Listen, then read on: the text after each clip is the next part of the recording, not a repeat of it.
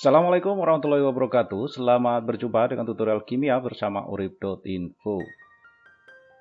Dalam video ini akan dijelaskan cara menyetarakan jumlah atom atau muatan dalam persamaan reaksi redoks menggunakan metode transfer hidrogen.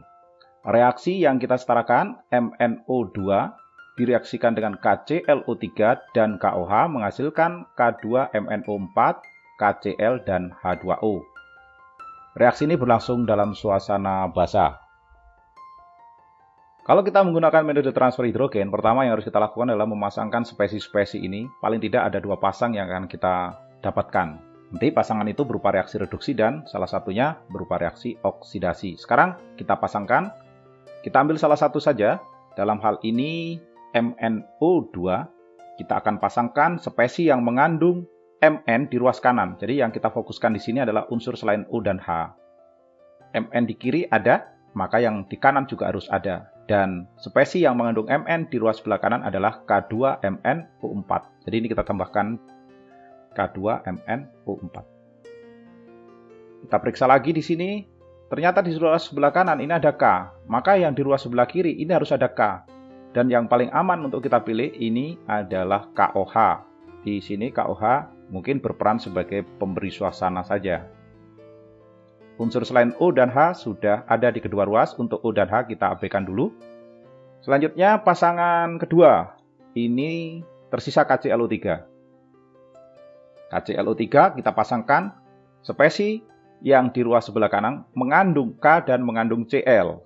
Dalam hal ini kita akan ambil KCl. Sudah, untuk O kita abaikan. Untuk H2O kita abaikan dulu. Yang penting ada pasangan unsur-unsur selain O dan H di kedua persamaan ini. Sampai di tahap ini kita tidak tahu manakah yang reaksi reduksi dan oksidasi sampai suatu ketika kita akan menambahkan jumlah atom H-nya. Sekarang kita setarakan unsur selain O dan H. Mn di kiri 1, di kanan 1 sudah oke. K di kiri 1, di kanan ada 2. Nah, belum setara yang di kiri, jadi kita kalikan 2. Sekali lagi O dan H jangan diperhatikan dulu. Kemudian di persamaan reaksi kedua.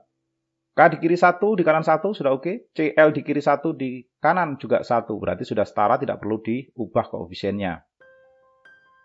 Karena reaksi ini berlangsung dalam suasana basah, mestinya kita akan menambahkan OH- untuk menyetarakan muatan. Tetapi persamaan reaksi ini bentuknya molekuler, tidak ada yang diionkan, maka tidak perlu penyetaraan muatan. Langsung saja kita setarakan jumlah O dengan menambahkan H2O di ruas yang kekurangan O.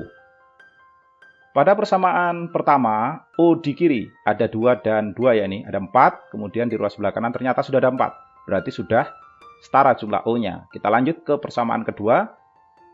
Di ruas sebelah kiri ini ada 3, di ruas sebelah kanan tanpa ada O. Yang di ruas sebelah kanan inilah yang perlu kita tambahkan 3H2O agar oksigennya sama.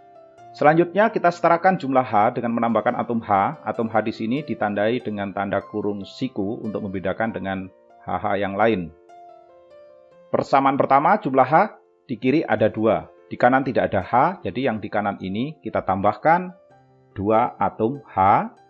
Kemudian di persamaan kedua, di kiri tidak ada H, di kanan ini ada 6. Maka yang di kiri kita tambahkan 6 atom H. Hidrogennya sudah setara.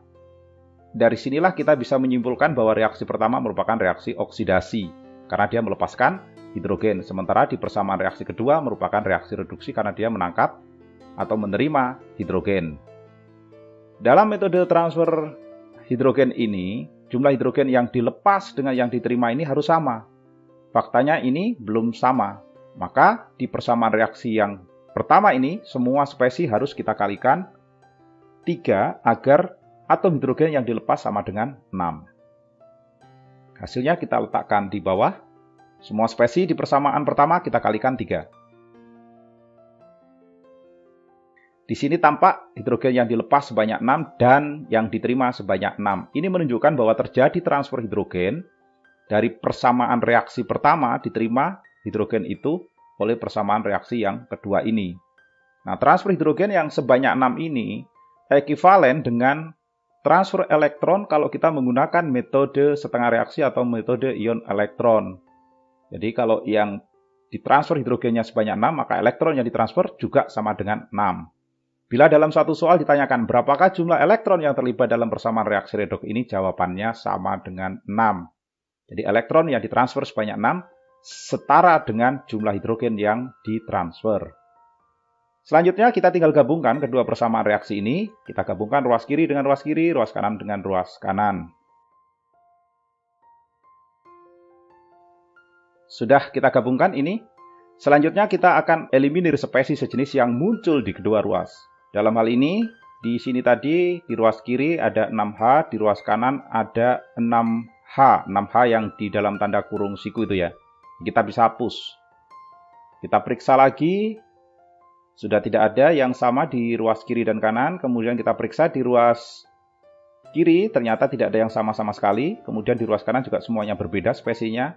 Kalau begitu persamaan reaksi ini sudah selesai. Persamaan reaksi ini sudah setara.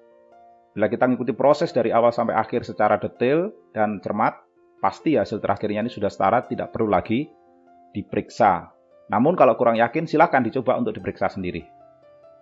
Oke, cukup sekian video ini. Mudah-mudahan dapat dipahami. Terima kasih sudah menyimak. Sampai jumpa pada tutorial berikutnya. Wassalamualaikum warahmatullahi wabarakatuh.